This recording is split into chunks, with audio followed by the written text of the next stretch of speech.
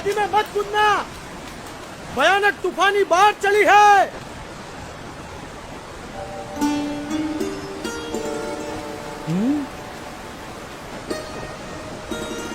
अरे कूदे तो मर जाओगे, वापस आओ, रुक जाओ, ठहरो, मर जाओगे। कहाँ गया? लगता है पानी के भंवरों ने उसे खींच लिया, डुबो दिया। इतनी भयानक बाढ़, उसका जीवित रहना असंभव। मर गया बेचारा। कहाँ गया वो बच्चा? कहीं नजर नहीं आ रहा। राम राम। मर गया बेचारा।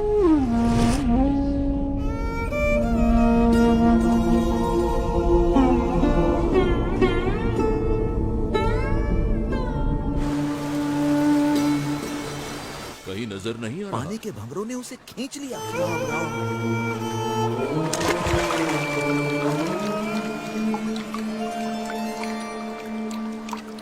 इतनी भयानक बाढ़ में उसका जीवित रहना असंभव है। बेचारा। अरे पता नहीं कौन होगा ये वो। कैसे बच गया? अरे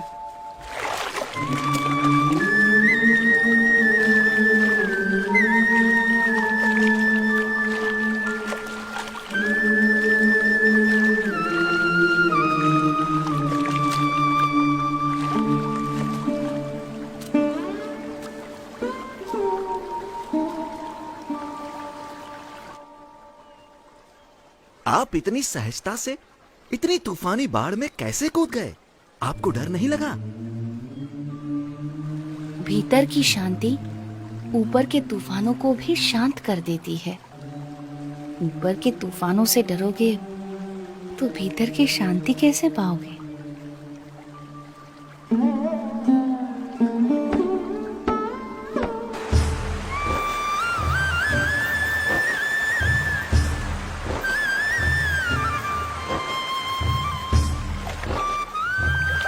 नीलकंठ वर्णी के निरंतर अथक रूप से चलते चरण उन्हें जहां भी ले जाते थे, वहां कोई न कोई किसी न किसी रूप में उनसे जुड़ जाता था।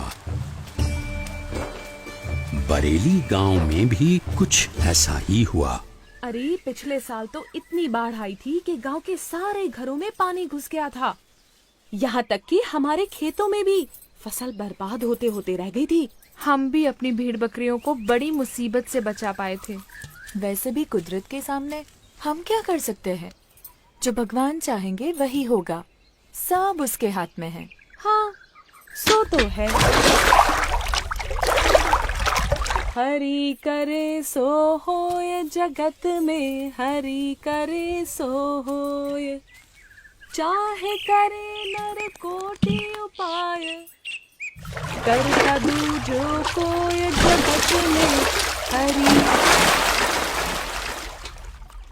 अरे रुक क्यों गई? गाना। हाँ? कितना प्यारा बच्चा है। केवल बच्चा है या कुछ इतना छोटा बालक और योगी?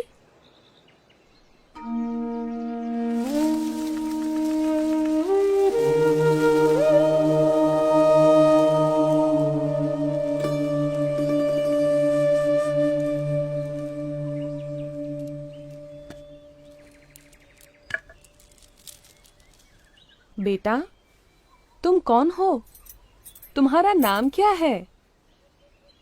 यूं तो सारे नाम मेरे ही हैं, पर आप चाहें तो मुझे नीलकंठ बुला सकते हैं।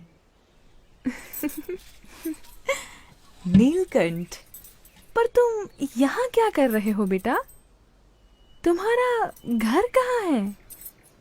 उस घर का तो मैं त्याग कर चुका हूँ, फिर भी मैं जहाँ भी हूँ घर में ही हूँ, क्योंकि मेरा घर तो सारा विश्व है। पर इतनी छोटी उम्र में तुमने अपनों को क्यों छोड़ा? सबको अपनाने के लिए, जो भटक गए हैं उन्हें घर वापस लाने के लिए। तुम हो तो इतने छोटे से, पर बातें बहुत बड़ी बड़ी करते हो।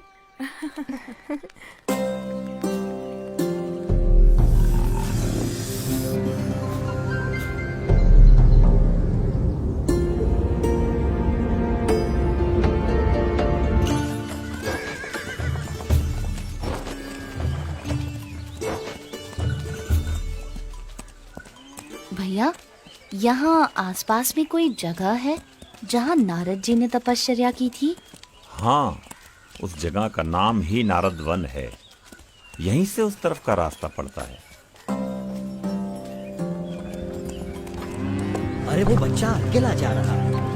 किंतु तुम्हारा अकेले वहां जाना ठीक नहीं होगा, बड़ी भयानक जगह है। नीलकंठ वर्णी ऐसे भयानक वनों में भी सहज रूप से चले जाते थे जहां दिन में भी सूरज की किरणें प्रवेश नहीं कर सकती थीं।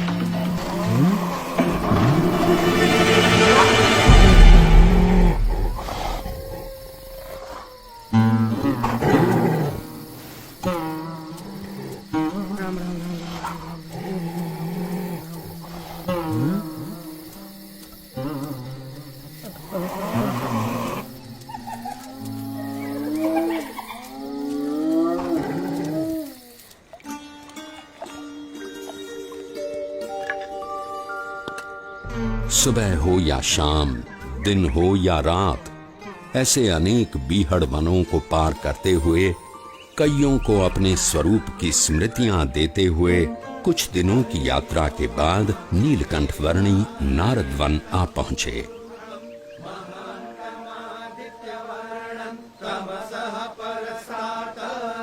तमेव विदित्वाति मृत्युमेति नान्यः पन्था विद्यते पुरुष एवेदगुम्।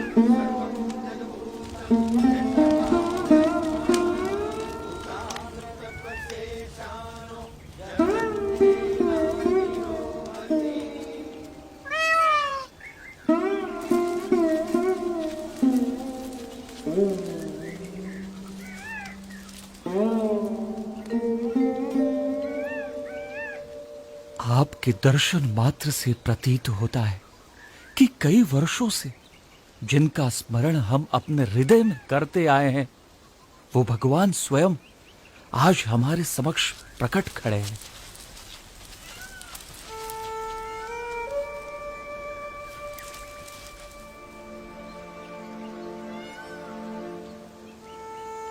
आप सबने परमात्मा की प्राप्ति का जो मार्ग चुना है, उसी में मनुष्य जीवन की सार्थकता है। ये मार्ग विकट है, पर हमें इस मार्ग पर चलते रहना है। चाहे कितनी भी समस्याएं आए, कितनी भी बाधाएं आए, और मृत्यु भी क्यों न आ जाए, किसी भी परिस्थिति में हमें उठ खड़ा होना है। सच्चे भाव से, सच्ची लगन से परमात्मा प्राप्ति के मार्ग पर चलते रहना है, तो परमात्मा कृपा करके हर अंधेरे को दूर कर हमारे जीवन में उनकी प्राप्ति की सुबह लाएंगे। नीलकंठ वर्णी की कल्याण यात्रा में कई ऐसे लोग थे जिन्होंने उनकी सेवा का अवसर जाने न दिया। ये भी ग्रहण कीजिए। चाहे वो कोई सामान्य भाविक जन हो या फिर स्वयं गंगा जी भी क्यों न हो।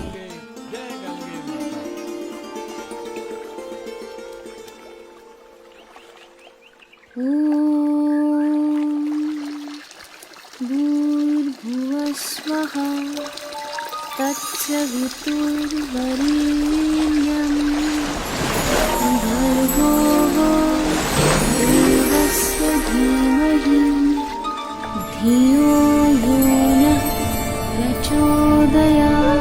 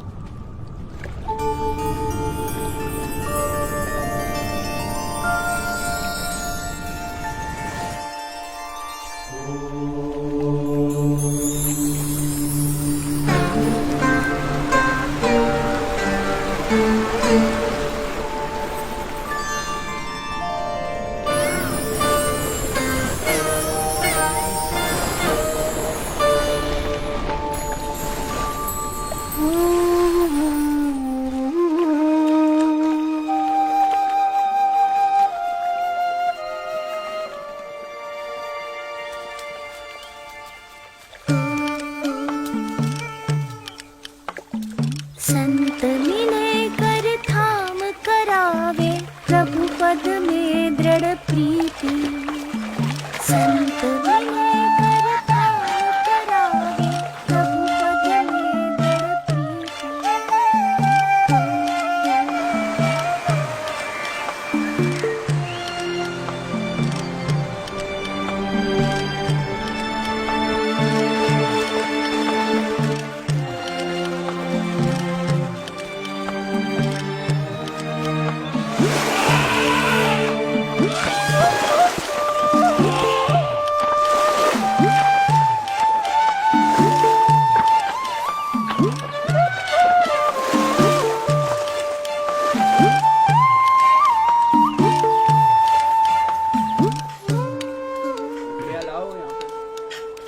थोड़े चावल लाओ।